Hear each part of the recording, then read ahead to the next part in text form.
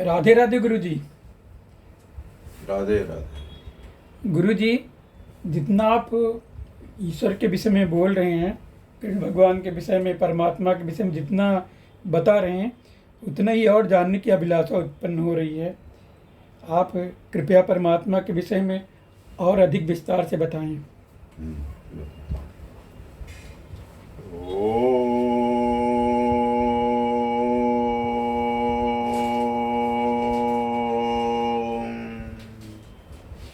हरे कृष्णा हरे कृष्णा हरे कृष्णा।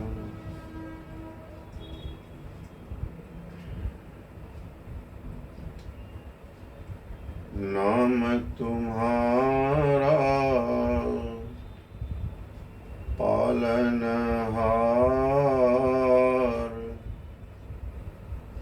तेरा कब दर्शन होगा।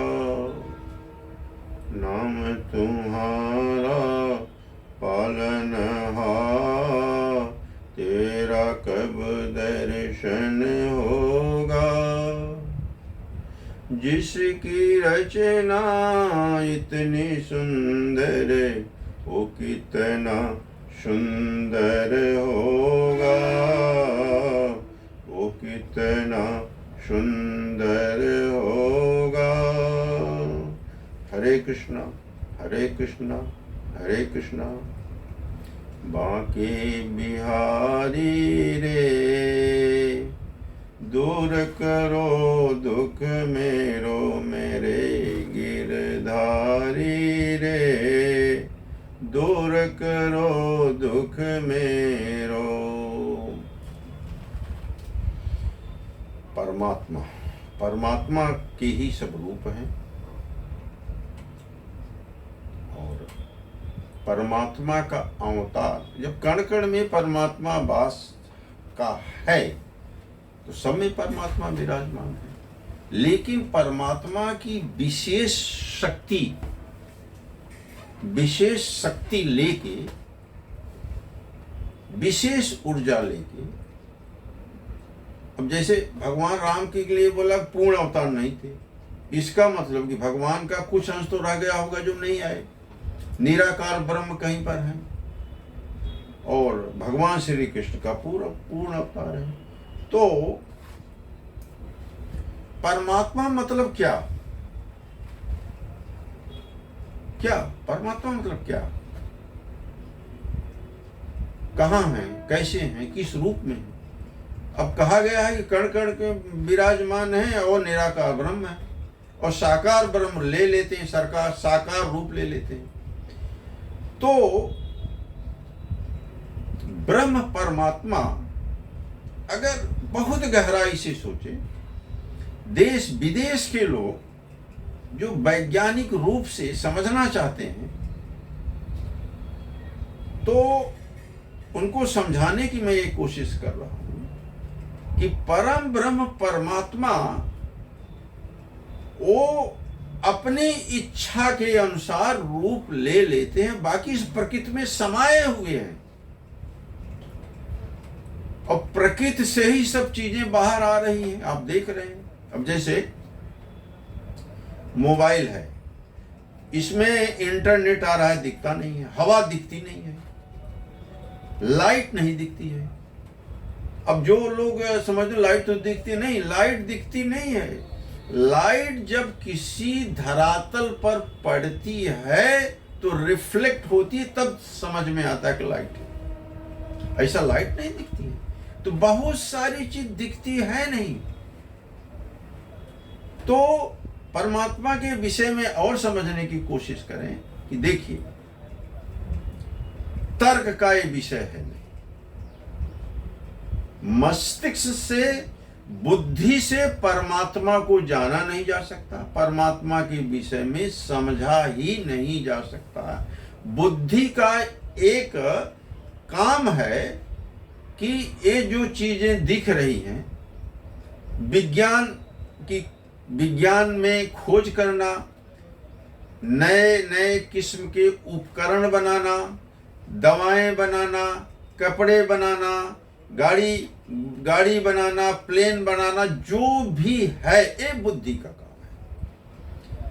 अब बुद्धि से, तर्क से ये सब चीजें जानी जा सकती हैं, इनके विषय में जाना जा सकता है। लेकिन परमात्मा के विषय में जानने के लिए, परम ब्रह्म के विषय में जानने के लिए उनके एक ही द्वार है, वह द्वार है प्रेम का।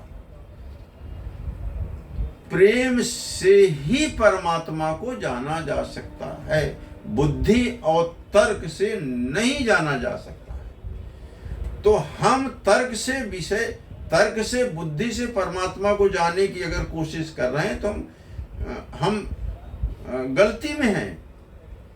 परमात्मा मिलेंगे नहीं, बुद्धि और भ्रष्ट होगी, हम फ्रस्ट्रेशन में चले जाएंगे, क्योंकि बुद्धि का विषय ही नहीं। ये तो ऐसा है ना कि जैसे आंख से आप देखना चाहें तो कैसे देख सकते, नहीं सॉरी, आंख से आप सुनना चाहें तो कैसे सुन सकते? आंख का काम है देखना। अब आंख से सुनने की कोशिश करेंगे तो और गड़बड़ हो जाएगी कि आंख से जो देखने वाली शक्ति है वो कमजोर होती जाएगी, वो भी कम होगी और सुन पाएंगे ही नहीं। ऐसे ही कान से देखना चाहें कैसे संभव है? नहीं हो सकता। तो मुंह से हम खाते हैं, टेस्ट लेते हैं, अब मुंह से हम सुनना चाहें, देखना चाहें, कैसे पॉसिबल है? स्किन, त्वचा से हम सुनना चाहें, देखना चाहें, कैसे संभव है? तो जो जिस चीज के लिए है उसी से उस चीज को जाना जा सकता है। तो परमात्मा को जानने के लिए प्रेम ही एक चीज है जिससे हम जान जा सकते हैं। अब प्रश्न सबसे बड़ा जटिल है कि बुद्धि को डेवलप करने के लिए स्कूल बने हुए हैं, वहां शिक्षा दी जाती है, स्टूडेंट्स पढ़ के आगे बढ़ते हैं, नई नई खोज करते हैं, नया नया डेवलप करते हैं, वो विज्ञान के क्षेत्र में ये जो दिख रहा है इसके विषय में। परंतु प्रेम को उपजाने के लिए तो जो संस्थाएं हैं, जो आध्यात्म केंद्र हैं, जो मंदिर हैं, जो आश्रम हैं, जो पूजा है, जो ध्यान की विधि है, ये सब का जो भी स्थान है हम वहां से ही तो उपजा सकते हैं। अब दुख का विषय है कि वहां से लोग कट रहे हैं, ज्यादा अपने बुद्धि का प्रयोग कर रहे हैं, तो बुद्धि से तो परमात्मा के विषय में जाना ही नहीं जा सकता। हाँ, यह बात निश्चित आप प्रयोग करके आप देख लीजिए, इस जीवन में, इस सृष्टि में आपको जीवन निर्वाह में जितना ही आप तर्क करेंगे परमात्मा के विषय में, सृष्टि के विषय में, देखिए एक बात तो बहुत पक्की है कि जो बहुत मूल्यवान चीज है वो दिखती नहीं है, और जो चीज दिख रही है मूल्यवान है नहीं। तो जो मूल्यवान चीज है वो दिखती नहीं है, और वो चीज देखने के लिए हमको आध्यात्म की जरूरत है।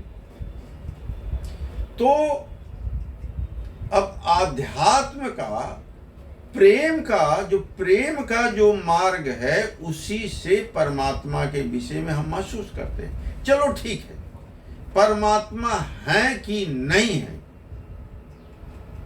ये बातें चलती रहेंगी, लेकिन इतना तो पक्का है, 100% पक्का है कि आप जो है जीवन में तर्क बुद्धि लगाते जाओ, भगवान है कि नहीं है, मंदिर व्यर्थ का बना हुआ है, हमको वहां नहीं जाना चाहिए, पूजा पाठ नहीं करना चाहिए, आध्यात्म का जो चक्कर चल रहा है नहीं करना चाहिए, मतलब है कि अश्रद्धा, अविश्वास, तो आपका जीवन एकदम सिकुड़ते चला जाएगा, और बाद में आप पाएंगे आप फ्रस्ट्रेशन की तरफ चले गए, जो फ्रस्ट्रेशन की तरफ आप चले गए तो उसका निर्णय क्या होगा, उसका अंत क्या होगा, आप समझ लीजिए। परंतु ये जो प्रेम का मार्ग है, श्रद्धा का मार्ग है,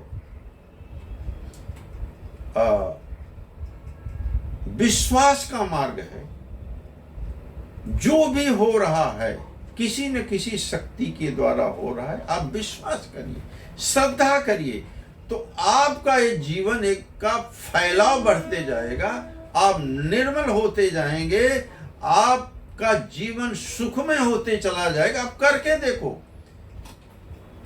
भगवान श्री कृष्ण परमात्मा का अवतार हुआ था कि नहीं हुआ था?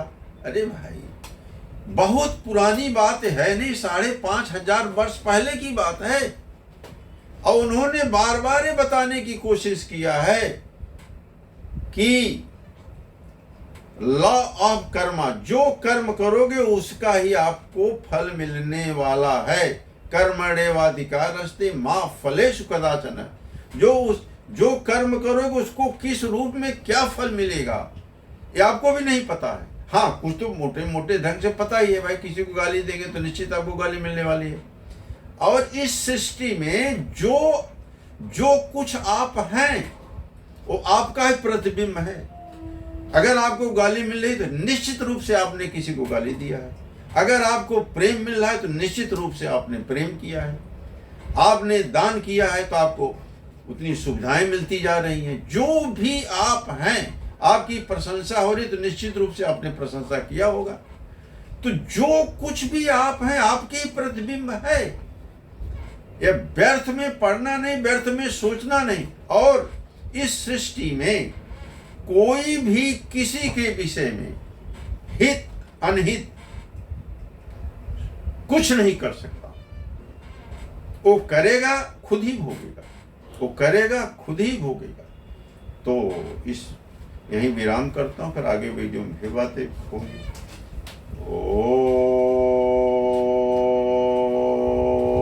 ओम हरे कृष्णा हरे कृष्णा हरे कृष्णा